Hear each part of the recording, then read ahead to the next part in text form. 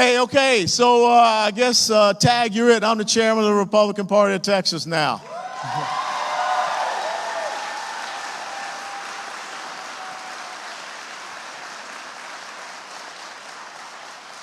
And guess what's the first things that the Democrat Party of Texas said?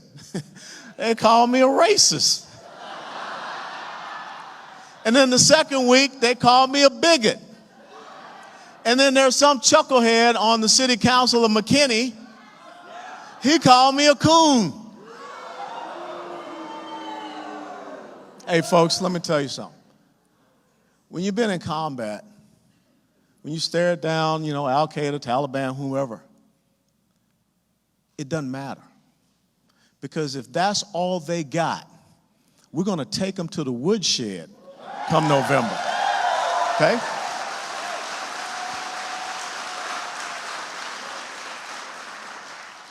And again, from the bottom of my heart, Angela, Austin, Aubrey, our other daughters are not here. We want to thank you.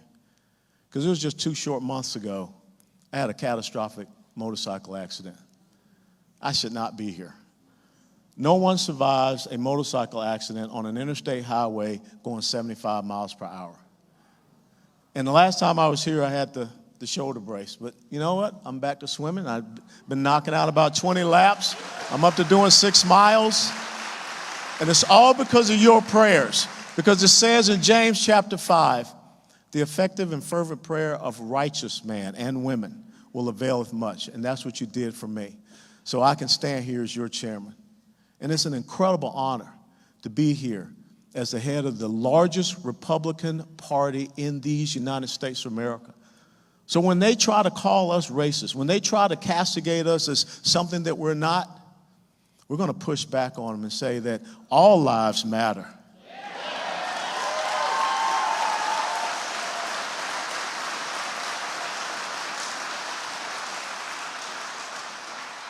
I promised you that I would put out message points every Monday. And when I want to start out and talk about the 2 message points that I put out so far this week. Last week, Monday, the first message point we put out was Black lives have always mattered to the Republican Party. You need to know that. You need to know your history, okay? Because too often, we as Republicans don't know our history. And we allow them to dominate and dictate the narrative. We allow them to put us in a box and castigate us as something that we are not. The next time someone comes up to you and says, Black lives matter, you step forward. Don't step back, but you step forward and you say, which Black lives?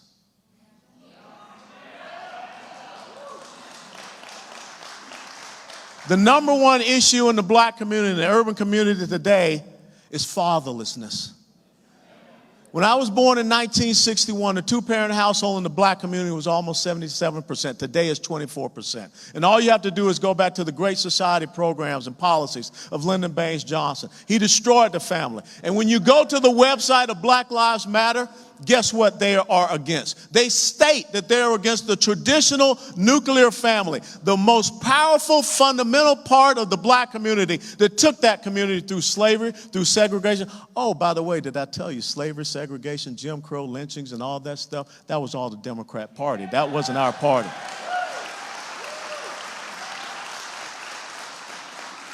And even still today, it's the soft bigotry of low expectations from the Democrat Party that looks upon young Black men and women and tells them that there's only so much that you can do. There's only so much that you can achieve. When they talk about equality, they're not talking about equality, Pastor, based upon what we as conservatives understand, the equality of opportunity. The equality of opportunity that allowed my wife to come here from Jamaica. Her dad was just a simple old Jamaican guy up in New York. This man said, hey, you want a free haircut? He said, sure. The next thing you know, he was in the United States Army. That's a true story.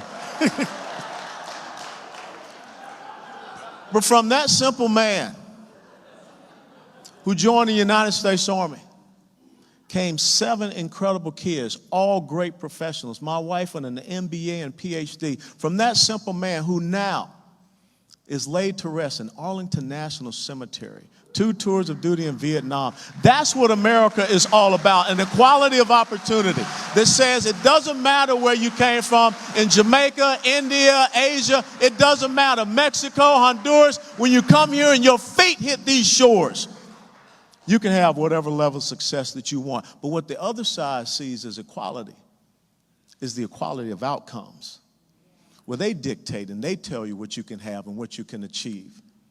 That's not Texas. That's not America. That's not who we are. That's why we're going to go out and fight. They don't believe in people being victors. They believe in people being victims.